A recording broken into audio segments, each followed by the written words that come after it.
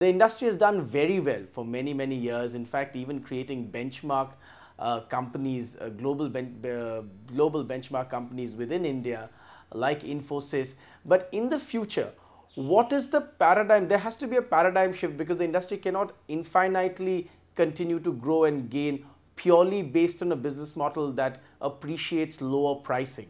I think you are right that the last decade, last 10 years for the IT industry has been an era of phenomenal growth, and the kind of foreign exchange we've earned from that industry, the kind of job opportunities that have been made available to young people have been in the millions. I think the time has come now for us to also rethink of IT not just as IT software but also as hardware. I think we've not focused as much on our hardware as we perhaps should have.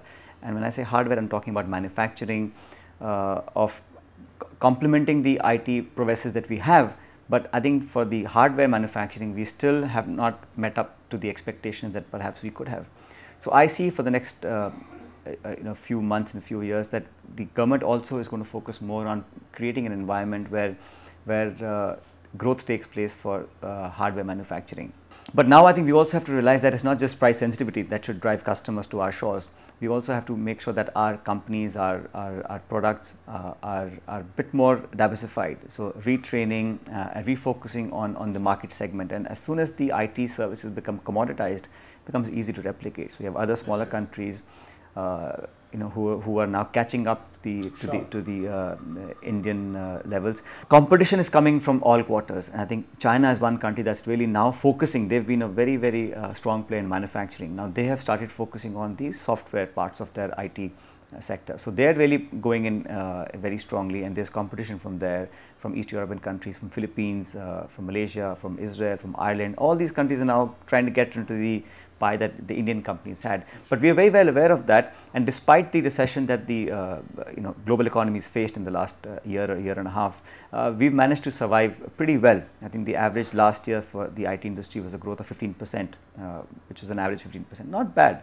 But given that fact that we're going at 30% a year prior to that, it's still a bit of a downfall.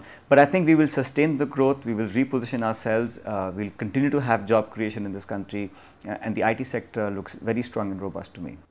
Tell me, Minister, you mentioned government focus on manufacturing and hardware. I found it interesting. When you say government focus and renewed focus on manufacturing and hardware, what kind of focus? What does it really translate into, that focus? Well, the ministry has set up a IT task force, which very recently has finished its report and handed it over to the ministry.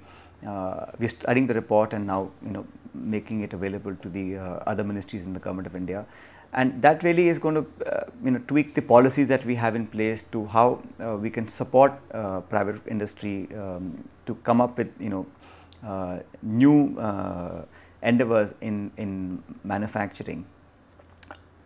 Manufacturing will also need a lot of support from the state governments. So it will have to be a joint effort from the central government and the state governments coming together and to see how we can really, because the demand for hardware in India is also growing very fast.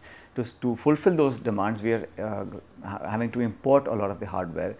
I think nothing will serve us better than to have our own strengths where we will start manufacturing. We will also get a lot of job opportunities. Don't forget, the 2/3 of our country is in agriculture, producing only 18% of our GDP.